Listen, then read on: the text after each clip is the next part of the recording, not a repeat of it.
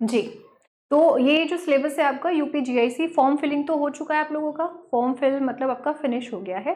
अभी फिलहाल बात करते हैं यहाँ पर कि नंबर ऑफ वैकेंसीज जो है वो कितनी है, जिसके लिए आपके बीच में फाइट है। ठीक है, फाइट है, यहाँ पर कोई दोस्त कुछ नहीं काम आने वाला है, आपको खुद से ही चीज़ें करनी है अगर जगह बनानी है तो यहाँ पर आपकी जो पोस्ट है, मेल के लिए 100 है इसके अंदर, ठीक है, फीमेल के लिए 84 पोस्ट हैं। ठीक है, मतलब फीमेल पोस्ट पर आप 84 के लिए अप्लाई कर सकते हैं, तो 84 सीट्स आपको यहाँ मिल जाएंगी। ये स्पेशली किसके लिए है? यूपीजीआईसी, यूपीजीआईसी लेक्चरर 2025 रिक्रूटमेंट है, यानी कि जो गवर्नमेंट इंटर कॉलेजेस हैं यूपी के अंदर, उनके लिए बात चल रही है। नेक्स्ट यहाँ पर आपको जो ध्यान रखना है कि एग्जाम पैटर्न पता होना चाहिए, सब में चेंज हो गया है एग्जाम पैटर्न। ठीक है, चाहे आपका EMRS हो और चाहे हो आपका ये वाला यूपीजीआईसी और चाहे यूपीएलटी हो, सभी में एग्जाम पैटर्न चेंज हो चुका है, मेंस है। और जैसा कि मुझे पता चला है, सुनने में आ रहा है कि केवीएस में भी आपको मेंस लिखना पड़ेगा, यानी कि अब आपको वहां भी मेंस देखने को मिलेगा। ओके, और ये आपको जल्दी ही पता भी चल जाएगा, जैसे कि अभी EMRS में पता चला है, सेम आपको वहां भी EMRS में लिखना है, सेम ऐसे ही यहाँ पर भी लिखना है, यूपीजीआईसी यूपीएलटी, यानी कि हर एग्जाम में अब क्या होता जा रहा है, मेंस एग्जाम जो कि आपका सब्जेक्टिव है वो आपसे लिया जा रहा है। ऐसे ही सेम इसमें जो आपका प्रीलिम्स है, जो पहला प्री एग्जाम होगा, वो ऑब्जेक्टिव MCQs होंगे, सब में इसी तरह से होता है कि आपका प्री जो है ऑब्जेक्टिव होगा, क्वेश्चन होगा, 4 ऑप्शन होंगे, जिसमें पहला जो आपका पेपर होगा 40 नंबर, यानी कि जो 40 आपके क्वेश्चंस दिखेंगे आपको 40, वो जर्नल स्टडीज के होंगे। ठीक है, यानी कि जर्नल स्टडीज का सिलेबस भी हम अभी डिस्कस करेंगे, पहले आप पैटर्न देख लीजिए। उसके अलावा आपका जो सब्जेक्ट है, जिससे भी आपने अपना जो पोस्ट ग्रेजुएशन है वो किया हुआ है, यानी कि जिससे भी आपने MA किया हुआ है, वो सब्जेक्ट आपका, उससे क्वेश्चन पूछे जाएंगे, जो कि आपके 80 क्वेश्चन होंगे। ठीक है, तो यहाँ पर 120 टोटल आपसे 8 4 12 120 का एग्जाम आपका देखने को मिलने वाला है, जिसमें से 40 क्वेश्चन जो होंगे जनरल स्टडीज के होंगे, 2 घंटे का पेपर होगा और आपके 300 मार्क्स आपको यहाँ पर डिस्ट्रीब्यूट किए जाएंगे इस चीज के लिए। 120 क्वेश्चन टोटल है आपके, नेगेटिव मार्किंग साथ में रहेगी 0.33। ओके, आपके एक क्वेश्चन गलत होने पर या आपने जो ऑप्शंस हैं उनमें डबल फिल कर दिया तो भी खाली, ठीक है, डबल फिल कर दिया तब भी आपके मतलब मार्क्स वहां से वो तो नहीं दिए जाएंगे, डिटेक्ट हो जाएंगे, या फिर जो जैसे गलत आंसर दिया है तब भी, है ना। तो अदरवाइज खाली चला जाता है आपका तो कोई इशू नहीं है, तब ऐसे नेगेटिव मार्किंग में नहीं जाएगा। तो 120 क्वेश्चन टोटल है, 1/3 आपकी नेगेटिव मार्किंग है, तो 3 क्वेश्चन गलत होने पर आपका एक क्वेश्चन पूरा क्या हो जाएगा, पूरा का पूरा आपका डिटेक्ट हो जाएंगे जो मार्क्स होंगे। Marks detected for wrong answers, है ना, तो नेगेटिव मार्किंग आपको दिखेगी, 2.5 मिलेगा ना आपको एक नंबर के लिए, एक क्वेश्चन के लिए यहाँ पर। फिर होगा आपका मेन एग्जाम, जब आप अगर क्वालिफाई कर जाते हैं, और डेफिनेटली आप करेंगे ही क्वालिफाई, तो मेन एग्जाम जब आपका होगा तो उसमें आपका डिस्क्रिप्टिव यानी कि रिटन एग्जाम लिया जाएगा, जो कि आपको फर्स्ट पेपर जो होगा, चाहे वो आप MA आपने किसी भी सब्जेक्ट से किया हो, किसी भी चीज की आप तैयारी कर रहे हो, मतलब कहीं से भी आप कोई से भी सब्जेक्ट की, या सोशल स्टडीज की कर रहे हो, हिंदी कर रहे हो, इंग्लिश कर रहे हो, मैथ्स कर रहे हो, तब भी आप लोगों को सभी को 100 नंबर्स का लिखना पड़ेगा, आपको ऐसे लिखने पड़ेंगे। किस में लिखने पड़ेंगे? यहाँ पर जर्नल हिंदी में 50 नंबर का ऐसे, 50 नंबर में आपसे जो टॉपिक्स होते हैं वहां से क्वेश्चन पूछे जाएंगे। तो जर्नल हिंदी आपका, यानी कि इसमें आपको देखने को मिलेगा ऐसे, और टोटल आपका 100 मार्क्स का होगा ये वाला पेपर जो होगा। इसके बाद जो दूसरा सेक्शन होगा आपका मेंस के अंदर, वो आपका सब्जेक्ट होगा।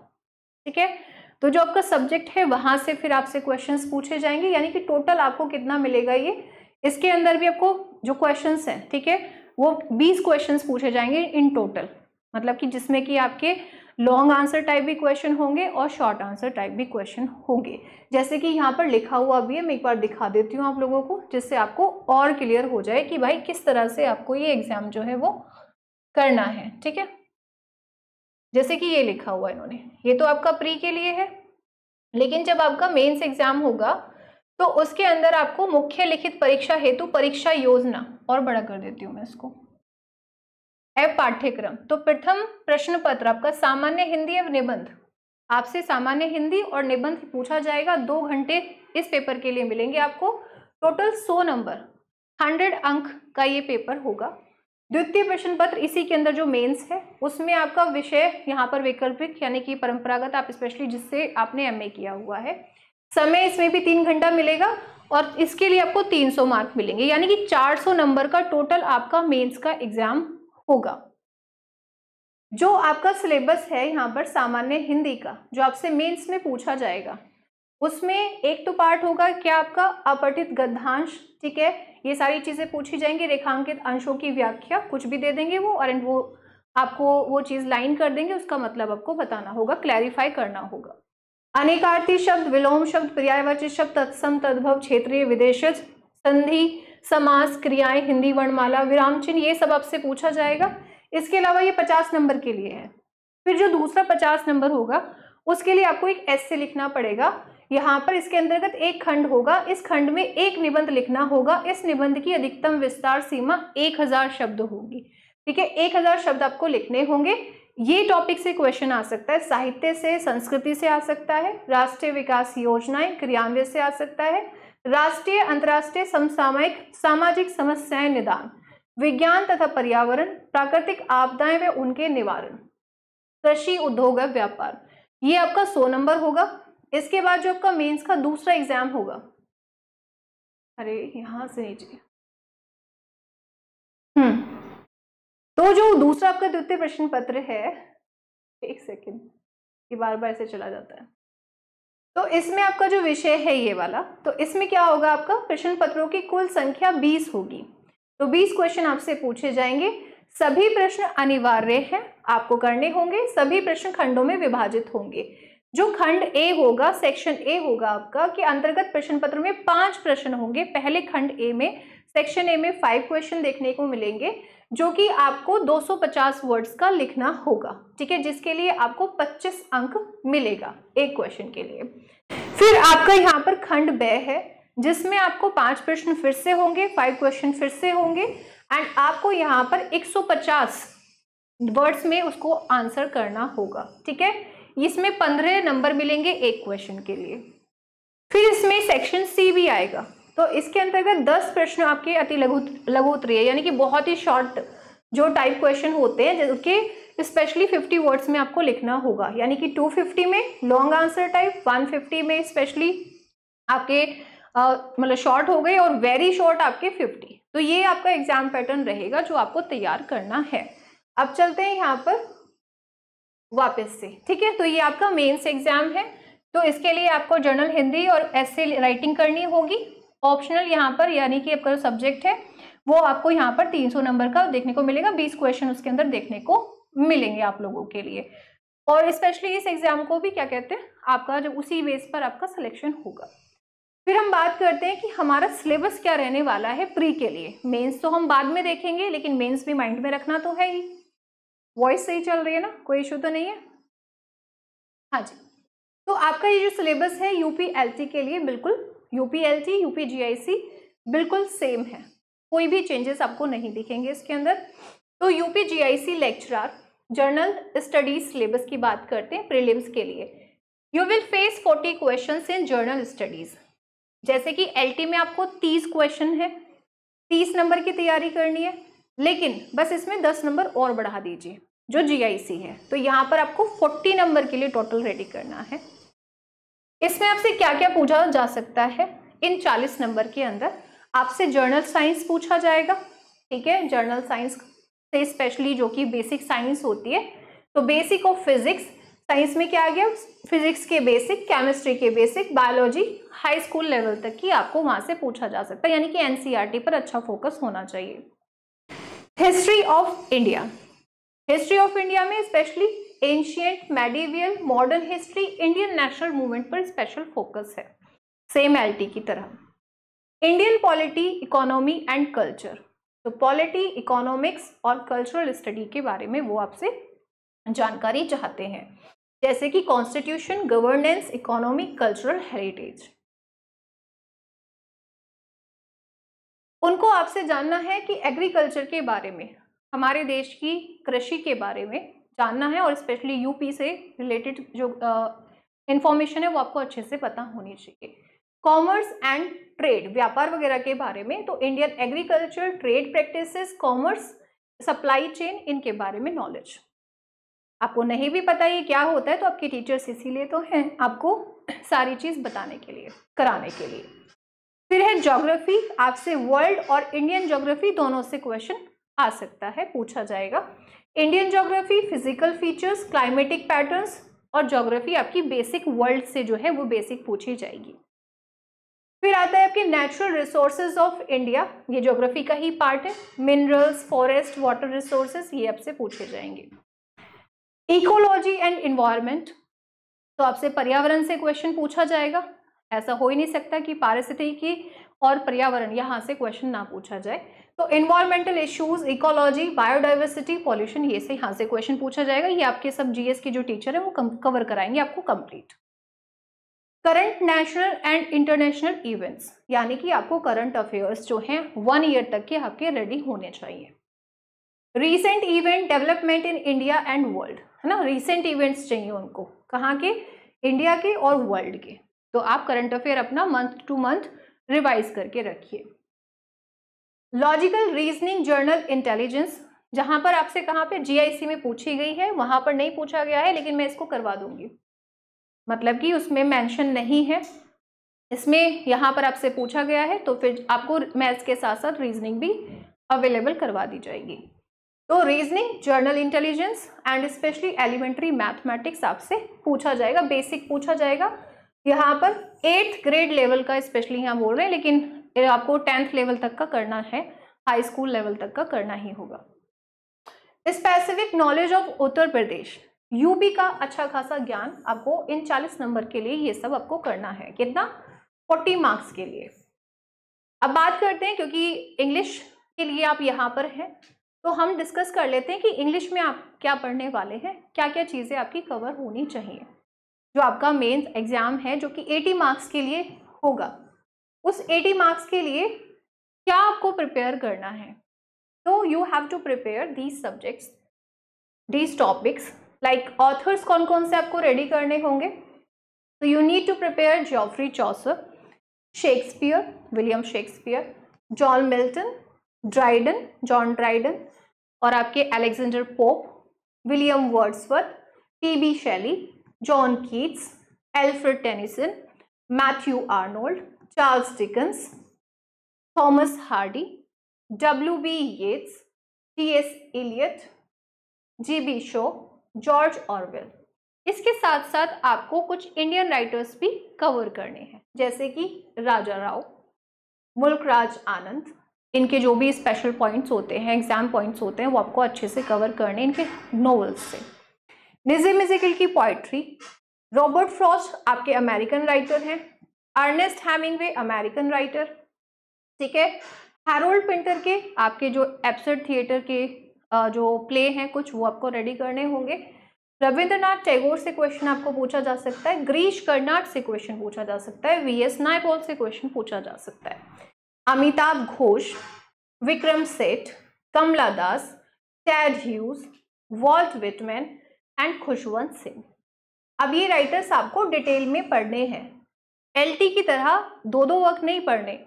ये एलटी में हमने पढ़ लिया, बायोग्राफी पढ़ ली एंड उसके साथ में हमने दो दो वर्क कर लिए, जैसा उसमें मेंशन है सिलेबस में। इसमें ऐसा नहीं है, यहाँ पर ऐसे नहीं चलेगा। यहाँ पर आपको अपने राइटर को, चाहे वो चौसर हो, चाहे शेक्सपियर, चाहे मिल्टन, चाहे विक्रम सेठ, निज़िम इज़ेकिल, कोई भी है, आपको उनको डीप लेवल पर रेडी करना है। उनके जितने भी इंपॉर्टेंट वर्क्स हैं वो आपको पता होने चाहिए, उनका क्रिटिसिज्म पता होना चाहिए, उन्होंने क्या अवार्ड वगैरह, ये तो सब आप पढ़ते ही हैं, लेकिन वर्क्स को स्पेशली रेडी करना है, सभी वर्क्स को छोड़ना नहीं है, वर्क्स को, ठीक है। तो ये आपको राइटर्स जो है ये आपको प्रिपेयर करने हैं। इसके साथ साथ literary movements and forms, literary movements में इन्होंने स्पेशली मेंशन भी किया है कि कहाँ से आपको ज़्यादा पूछा जा सकता है। तो जैसे कि रेनेसां है, लेकिन क्लासिज्म भी साथ में पूछ रहे हैं, reformation, metaphysical poetry, romanticism, pre Raphaelites and modern literature. तो ये सारी जो इन्फॉर्मेशन है, इनको लिटरेरी जो मूवमेंट्स थे वहाँ से आपको चाहिए, यहाँ से पूछ सकते हैं आपसे कुछ भी। यानी कि इसके अंदर मूवमेंट्स के अंदर स्पेशली क्या क्या चीज़ें थी और जो राइटर्स थे उनका क्या पैटर्न था, है ना। मेटाफिजिकल पोइट्री में कंसीट, विट, ये सब पूछा जाता है। इस तरह से वो चीज़ें आपसे पूछी जा सकती है। क्लासिज्म में स्पेशली एपिक्स वगैरह होते हैं, रोमांटिसिज्म में स्पेशली पोइट्री आपको देखने को मिलेगी, प्री राफेलाइट्स में स्पेशली क्रिटिसिज्म आपको देखने को मिलेगा कि भाई वो विक्टोरियन एरा के अगेंस्ट जा रहे हैं। तो ऐसे आपको रेडी करना है। ये चीज़ क्या है आपकी, बिल्कुल यूपीएलटी के सिमिलर है, ठीक है। आपको लिटरेरी जो फॉर्म्स होती हैं, चाहे वो पोएट्री की फॉर्म हो, है ना, वैसे इन्होंने स्पेशली मेंशन किया है sonnet, ballad, mock epic, elegy, लेकिन इन्होंने सबसे पहले क्या लिख रखा है, लिटरेरी टर्म्स एंड फॉर्म्स लिखा हुआ है। तो इसका मतलब आपको जो लिटरेरी फॉर्म्स होती हैं, जैसे कि पोएट्री की ऑल फॉर्म्स, जो कि जैसे सोनेट है, बैलेड है, मॉक एपिक, ये पोएट्री की फॉर्म से ही है। इसके अलावा आपको ड्रामा की फॉर्म्स, ठीक है, और इसके साथ प्रोज की फॉर्म्स, क्योंकि उन्होंने लिखा भी है, क्या लिखा है कि लिटरेरी टर्म्स एंड फॉर्म्स, तो इसलिए आपको ये प्रिपेयर करना है। इसके अलावा फिगर्स ऑफ स्पीच भी आपको प्रिपेयर करनी है, जो कि इन्होंने ग्रामर के साथ मेंशन कर रखी है, लिटरेचर के अंदर मेंशन नहीं कर रखी है। तो फिगर्स ऑफ स्पीच भी आपको कवर करनी है। मेजर क्रिटिक्स, लिटरेरी क्रिटिसिज्म इन्होंने पूछा है आपसे, और स्पेशली किसका क्रिटिसिज्म, आपको अरिस्टोटल के क्रिटिकल वर्क्स पढ़ने हैं, जॉन ड्राइडन को पढ़ना है, डॉक्टर जॉनसन को पढ़ना है, एस.टी. कॉलरिज को पढ़ना है, वर्ड्सवर्थ का क्रिटिसिज्म आपको पढ़ना है, मैथ्यू आर्नोल्ड और टी.एस. इलियट, ये सब कुछ क्रिटिकल राइटिंग इन्होंने लिखी है। तो जैसे अरिस्टोटल का पोएटिक्स है तो वो पूछा जा सकता है ना, एसे ऑन ड्रामेटिक पोएजी वगैरह जो अदर राइटर्स हैं आपके, डॉक्टर जॉनसन ने काफ़ी सारे क्रिटिकल कॉमेंट्स किए हैं सबके ऊपर, तो उन सबको स्टडी करना है, मैथ्यू आर्नोल्ड, टी.एस. इलियट, इन सबको। पोस्ट मॉडर्न लिटरेचर से भी आपको पता होना चाहिए। यहाँ पर देखिए literary terms end devices, figures of speech, poetic devices, ये आपको पता होनी चाहिए। Post modern literature, colonial literature, post colonial literature, जो कि आपको कराई भी जा रही है अभी फिलहाल में, तो ये आपको प्रिपेयर करनी है। इसके साथ इंडियन राइटिंग इन इंग्लिश, अगर ये उन्होंने लिख दिया है तो जो राइटर मेंशन है उसके अलावा भी क्वेश्चन आपसे पूछे जा सकते हैं। समझे आप कि इंडियन राइटिंग इन इंग्लिश अगर उन्होंने लिख दिया तो उन्होंने जो ये राइटर मेंशन किए थे ना, तो इन राइटर के अलावा भी वो किसी भी राइटर से आपसे कोई बेसिक पॉइंट पूछ सकते हैं, बट जो राइटर मेंशन है उन राइटर से आपसे डीप क्वेश्चन आएगा। लेकिन जो मेंशन नहीं है, इंडियन राइटिंग में फेमस राइटर्स हैं, तो उनसे आपसे बेसिक क्वेश्चंस पूछ लिए जाएंगे कि थीम क्या रखते हैं राइटर, उनके अवार्ड्स क्या है ना, तो ऐसे उनके इंपॉर्टेंट वर्क्स के बारे में आपसे पूछा जा सकता है। बात करते हैं आपकी लैंग्वेज, यानी कि ग्रामर में आपसे क्या रिक्वायरमेंट है, उनकी क्या एक्सपेक्टेशन है, तो उनको देख लेते हैं।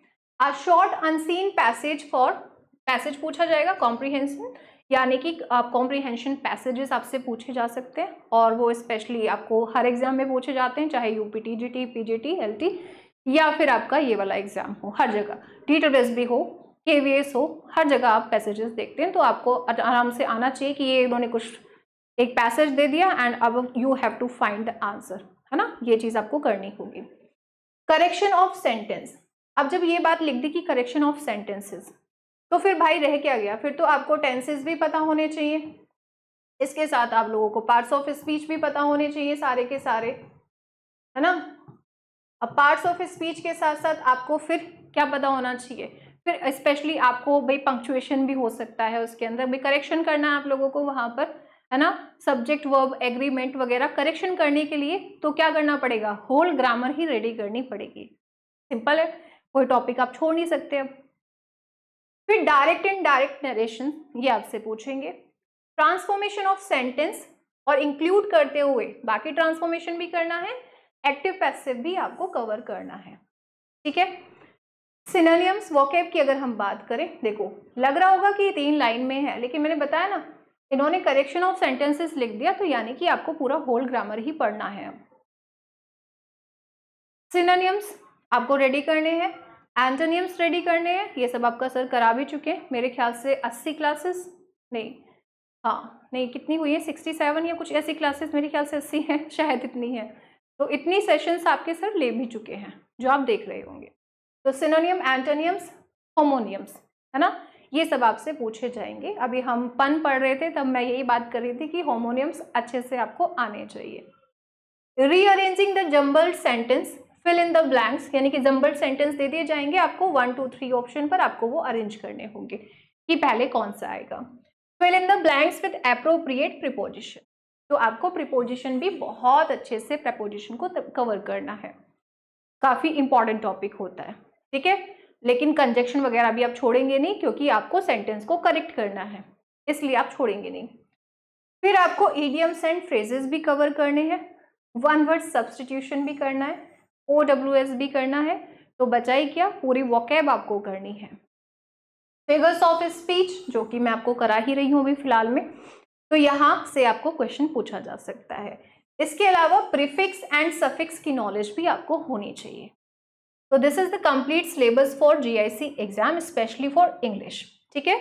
जर्नल पेपर में क्या करना है, मेन एग्जाम में क्या करना है, मतलब कि जो मेन पेपर है उसमें क्या करना है, और उसके बाद आप लोगों का जब मेंस लिया जाएगा, जब आप इसको क्वालिफाई कर जाएंगे तो उसके बाद क्या करना है, वो सारा कुछ मैंने आपको बताया। यूपी GIC लेक्चरर जो एलिजिबिलिटी है ना, अगर आप भूल गए हो, ये वीडियो मैं बना रही हूँ इसलिए कि स्पेशली, एक सेकेंड साइलेंट कर दूं मैं जरा।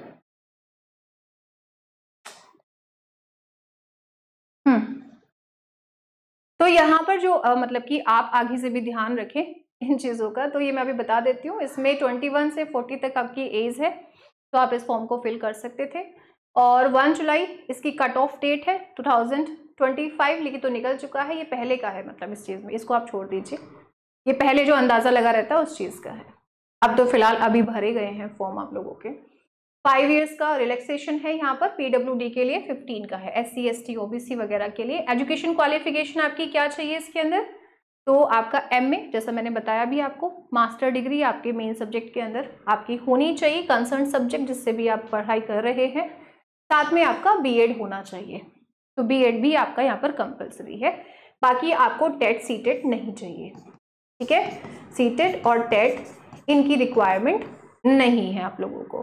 सीधे सीधे अगर मास्टर डिग्री है आपके पास में, आपका BEd है, तो you can fill this form, तो कोई भी दिक्कत नहीं आएगी। बाकी आपको इंडिया का सिटीजन होना चाहिए, ठीक है। रिजर्वेशन आपको तभी मिलेगा अगर आप यूपी से होंगे, ठीक है, मतलब यूपी का डोमिसाइल होगा आपके पास में तो ही आपको रिजर्वेशन मिलेगा, अदरवाइज तो नहीं मिलेगा। तो ये है आपका यूपी GIC की कंप्लीट सिलेबस की इंफॉर्मेशन, ठीक है, जिसमें आपको कितनी 184 सीटों पर फाइट करनी है, जिसके लिए आपको ये जो सारा सिलेबस है बहुत ही अच्छे से सारा कवर करना है। और साथ में फिर कवर करने से कुछ नहीं होगा, आपको साथ में पहले पूरा पढ़ना है, पूरी स्टडी, फिर स्टडी के बाद में आपको रिवीजन करना है, रिवीजन मल्टीपल टाइम होना चाहिए।